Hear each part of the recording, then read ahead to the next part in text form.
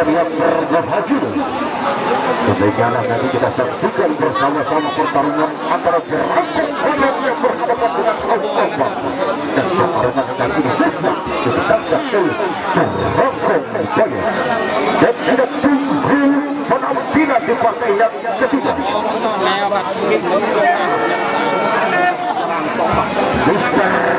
Tesku